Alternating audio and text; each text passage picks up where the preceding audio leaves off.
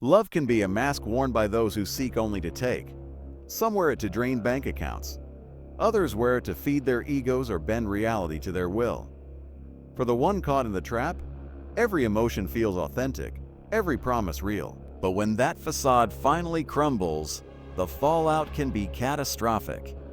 This is exactly what happened to Brenda Micaela Gordillo, a case that left all of Argentina reeling. What began as what seemed like a typical romance between two university students ended in a nightmare no one could have imagined. Brenda Micaela Gordillo came into this world on May 16, 1995, in Catamarca, Argentina. She grew up as the baby of the family, the only girl among 3 children. Her 2 older brothers, Ivan and Alan, watched over her with fierce devotion and played an active role in raising her. Brenda also enjoyed an especially tight bond with her mother, Florencia. As a student, Brenda was everything teachers hope for: diligent, structure-driven.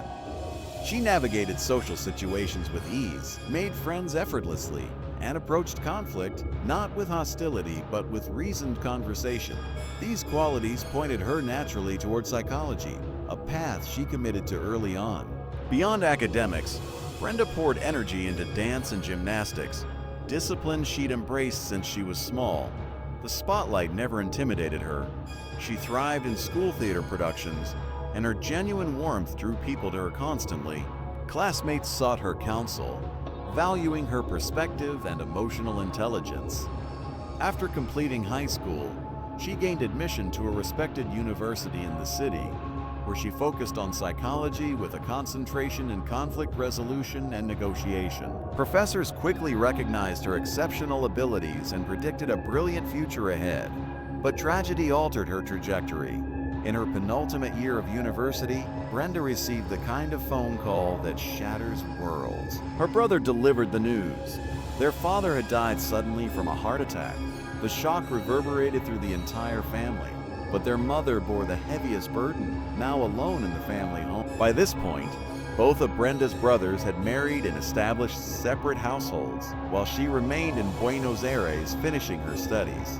After earning her degree, Brenda made the decision to return to Catamarca to be with her mother. She found employment there and enrolled in law school at a local institution. Immersed in this new academic environment, she began forming fresh connections, including one with a young man named Nahir Vera. Nahir Vera entered the world on June 11, 1999, in Catamarca. He was born into privilege, the younger son of a prominent family deeply rooted in medicine. His father had built a reputation as an accomplished cardiac surgeon, while his mother ran her own private pediatric practice. His older brother, Jamie, possessed ambition and discipline, traits that positioned him to follow the family's medical legacy. Nahir, by contrast, was a different story entirely. Indulged from early childhood, he lacked his brother's focus and work ethic. Though his parents gave both sons every advantage, Nahir never developed real drive. What he did have was looks and charisma. He dressed in expensive designer labels and carried himself with a swagger that attracted attention, particularly from young women. But beneath the polished exterior lay troubling patterns. During his later school years, Nahir began experimenting with illegal substances, which led to repeated brushes with trouble. Yet thanks to his family's connections and resources, consequences rarely stuck. He earned a reputation for arrogance and aggression, with multiple reports of bullying, physical altercations, and hostile conduct attached to his name. Despite every material advantage, his personality often eclipsed everything else. In 2018, after finishing high school, Nahir appeared to make a genuine effort to change course. He stepped away from drugs and destructive habits, sought treatment for his addiction struggles, and eventually secured a spot in law school. That's where he encountered Brenda, and he was immediately drawn to her. Brenda, for her part, found herself intrigued by his boldness and confidence. She was 23 at the time, while he had just turned 19. Despite the age difference, she appreciated the attention he lavished on her. Their first encounter happened at a bar, where they talked for hours and felt an instant connection. That same night, they went to an apartment belonging to Nahir's parents, a place he had access to with a spare key. Things became physical quickly, and from that point forward, They began seeing each other consistently. For Brenda, this felt like her first real experience with love. Those closest to her could see the transformation. Friends and family noticed a new brightness in her, a glow she hadn't had before. Everyone heard about the man who had captured her heart. Brenda spoke about Nahir often, though she only showed her mother and brother a handful of photos from social media, telling them proudly that he would soon become her fiancé. But as time passed, it became clear that Nahir had no intention of introducing Brenda to his family or his wider social circle. Their relationship existed only behind closed doors. They never went out together publicly. They never appeared as a couple anywhere visible. Brenda rationalized this, convincing herself he simply needed more time. Deep down, she suspected their age gap might be making him hesitant. For months, Brenda and Nahir continued their private arrangement. Brenda remained emotionally invested even as Nahir began pulling away. She refused to acknowledge the shift, certain their connection remained intact. Then one day, an unknown number called her. The voice on the other end identified himself as Nahir's cousin and delivered a stark warning. He told Brenda to be careful, explaining that Nahir had a history of violence. According to him, Nahir would have faced serious legal trouble long ago, if not for the protection his powerful parents provided. Despite the warning, Brenda couldn't bring herself to walk away. She refused to believe anything negative about the man she loved. In February 2019, Brenda discovered she was pregnant. The revelation stunned her, but after the initial shock subsided, she felt genuine happiness. To her, this was the moment everything would change for the better. Brenda believed the pregnancy would finally push Nahir to commit and take their relationship seriously. She planned to tell him the next time they met.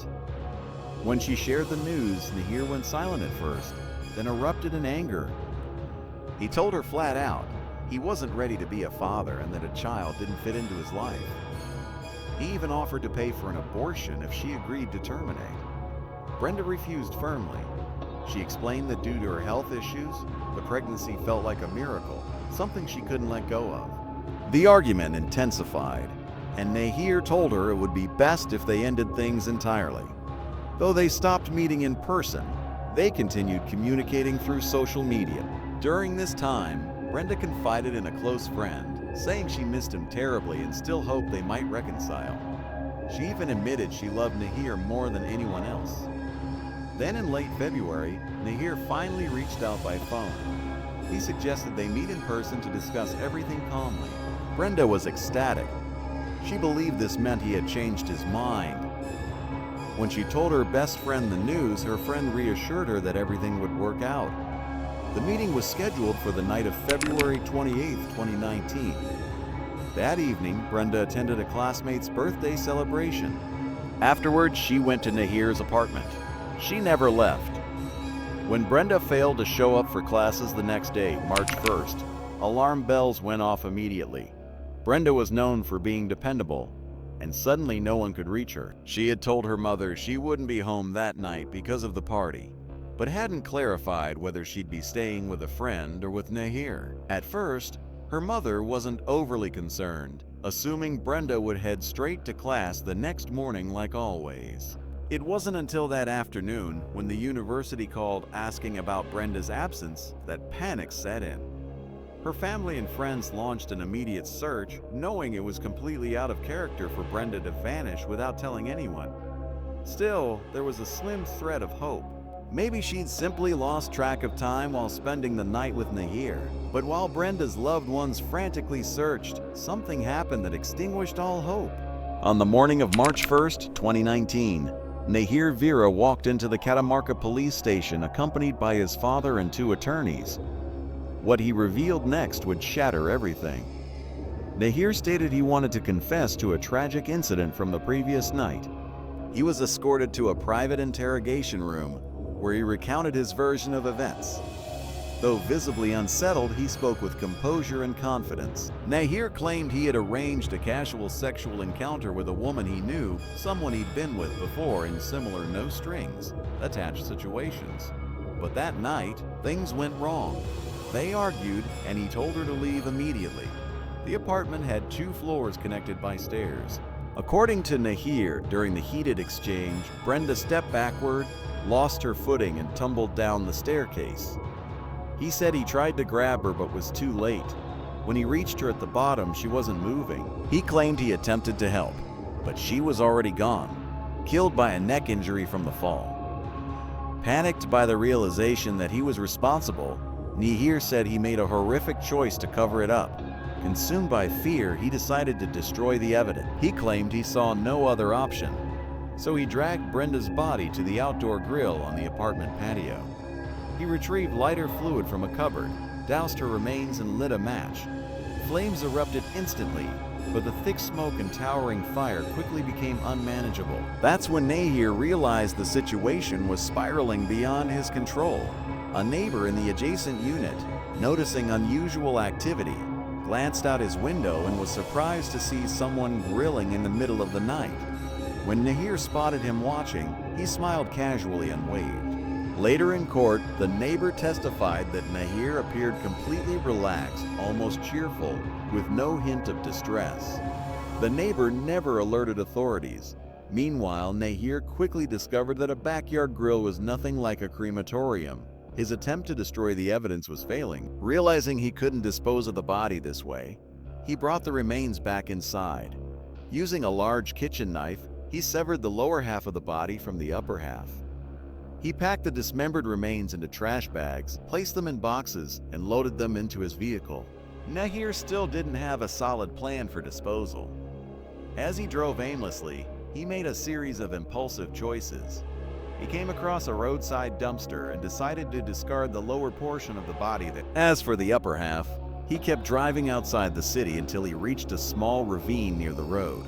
There, he tossed the remaining body parts into the ditch and tried to conceal them with trash, dirt, and branches.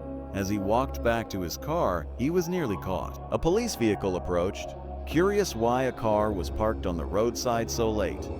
Thinking quickly, Nahir fabricated a story, telling the officers he'd pulled over to take a phone call from his girlfriend. The police believed him and drove off without further questions. Once he returned to his apartment, he tried to clean up the scene, but quickly realized the task was overwhelming. Feeling defeated, he called his cousin and confessed everything over the phone. At first, his cousin thought Nahir was hallucinating or high on drugs, but after some reflection, he decided to contact Nahir's father. From that point, Nahir lost control of the situation. After consulting with lawyers, his father instructed him to turn himself in, hoping cooperation might result in a lighter sentence. During his confession, Nahir provided specific locations where he disposed of Brenda's remains. His claims were verified by surveillance footage from a nearby building, which captured him tossing bags into a dumpster with his car clearly visible. The evidence was overwhelming, making denial impossible.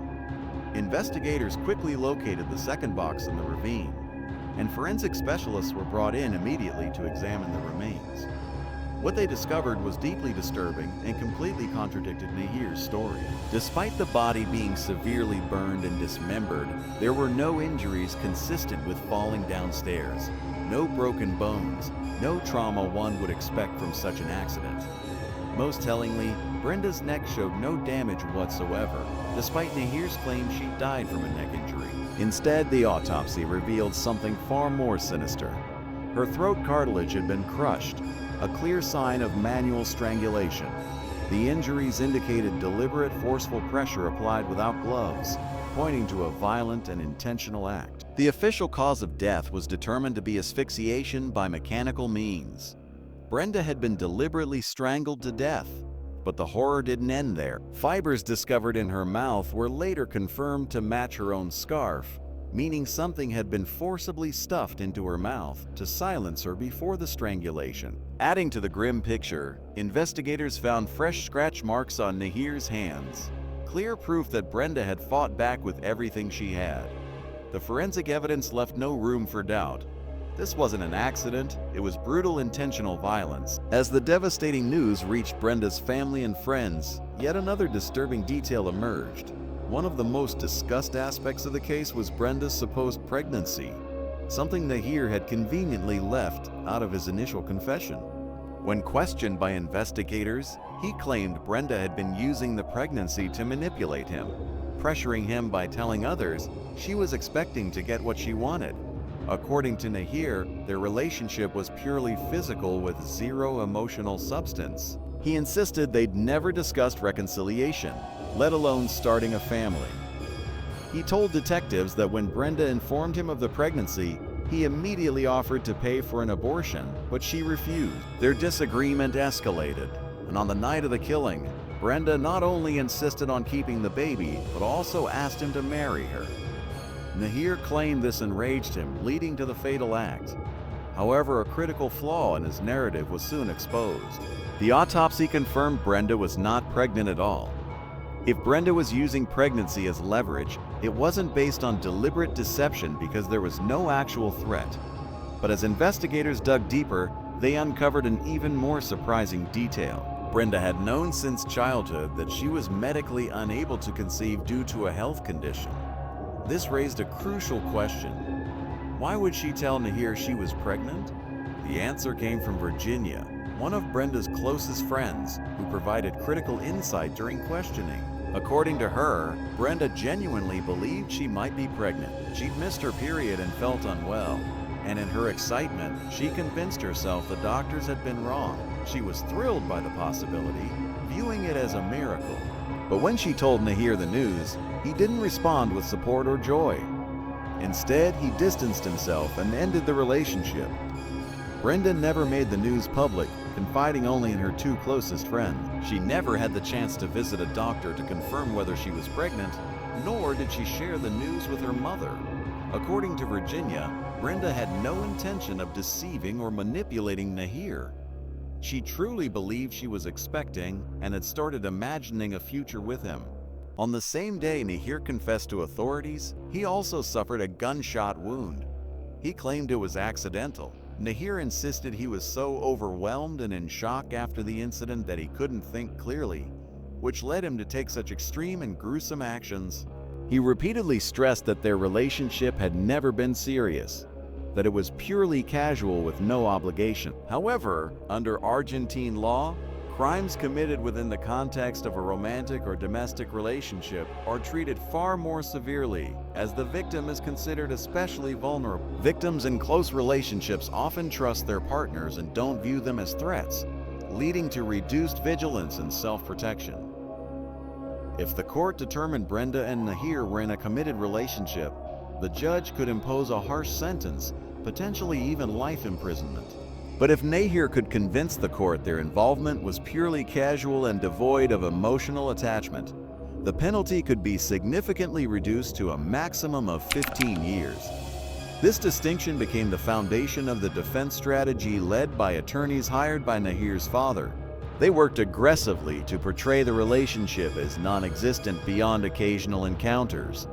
The defense stressed that the two had never appeared together publicly, hadn't shared photographs of each other, and had never introduced one another to family or friends. In contrast, Brenda's loved ones painted an entirely different picture. Her friends and family insisted she was genuinely in love with Nahir and believed the feeling was mutual. Brenda had never pushed to meet his family, not because they weren't serious, but because she didn't want to pressure him. She believed Nahir simply needed more time. However, one of Nahir's friends later revealed that Nahir was never truly invested in the relationship. He enjoyed spending time with her, but had misled her by pretending there was something deeper. When Brenda told him she was pregnant, he reportedly panicked and felt an urgent need to escape. According to a friend, Nahir even said he would either take his own life or make sure the baby didn't survive. At the time, no one took his words seriously. Still, about a week before the crime, Nahir allegedly asked his cousin if he knew someone who could solve a problem for money. The cousin dismissed it as meaningless talk. It wasn't until Nahir called him after the incident, asking for help covering up the crime, that the full weight of the situation became clear. In the aftermath, Nahir's family expressed condolences to Brenda's loved ones, acknowledging the tragedy had devastated both families. Nahir's legal team continued defending him, working hard to minimize his responsibility. They portrayed Brenda as manipulative, claiming she faked pregnancy to pressure Nahir into marriage. According to their version, she saw him as a wealthy, attractive partner to secure. Nahir argued his actions were driven by emotional distress, but this argument collapsed quickly. In his initial police interview, he gave detailed accounts of how he disposed of Brenda's body, something inconsistent with someone acting in shock. Adding to the case against him was his neighbor's testimony, recalling Nahir calmly grilling on the patio that night, even waving casually, showing no panic. A psychological evaluation confirmed Nahir was fully aware of his actions and could be held accountable. However, the report also noted he displayed traits of psychopathy, borderline personality disorder, and bipolar disorder. Despite the psychological findings, they didn't reduce Nahir's legal responsibility. The Vera family, known for wealth and influence, might have been able to shield Nahir from full accountability. His legal team deliberately delayed the trial, hoping public interest would fade. Brenda's family feared he might receive a light sentence or even walk free. Determined to prevent that, Brenda's mother, Florencia, took action. She organized protests and marches demanding justice for her daughter. Feminist groups and activists quickly joined the cause, determined to keep the case visible. The trial finally began in May 2021 and attracted massive media coverage. One key issue during proceedings was defining the nature of Nahir and Brenda's relationship. The defense emphasized Nahir's youth, arguing he wasn't emotionally mature enough for a serious relationship, and insisting his involvement with Brenda had been nothing more than casual. Had the defense succeeded, Nahir could have received a reduced sentence. If they'd also proven the murder wasn't premeditated, he might have been eligible for release in as little as 5 to 7 years. Throughout the trial, Nahir remained detached and emotionless. He showed no remorse. Though he followed his lawyer's advice and submitted a formal apology to Brenda's family, it came across as insincere and cold. On May 14, 2021, Nahir was convicted of aggravated murder and tampering with evidence. He was sentenced to life in prison with no possibility of parole. Additionally, he was ordered to pay Brenda's family 3 million pesos in psychological damages. Nahir showed no reaction as the verdict was read, maintaining a blank expression. Immediately after the ruling, his lawyers announced their intention to appeal, as Nahir's defense team prepared to challenge the verdict and sought new witnesses and evidence to prove his innocence. Media outlets began uncovering troubling details from his past, details his parents had tried to keep buried. 2 former classmates came forward with allegations of harassment and abusive behavior. Both women testified in court, warning he posed a serious danger. They described him as someone unaccustomed to rejection, as he was often pursued by girls. But when one of them turned him down, he began stalking her, making threats and emotionally tormenting her. Another woman said she was forced to transfer schools after Nahir attempted to sexually assault her. When she refused him, he retaliated by spreading lies and leaking private photos of her online. At the time, Nahir's father used legal resources to bury both cases. However, during the retrial of Brenda Gordillo's case in March 2022, this new testimony was admitted into evidence. The court upheld the original verdict. Nahir's sentence was reaffirmed: life in prison with no possibility of parole for at least 51 years. If this case left an impact on you, show your support by liking and subscribing. We bring you crime coverage every night. Until next time, stay aware, stay safe.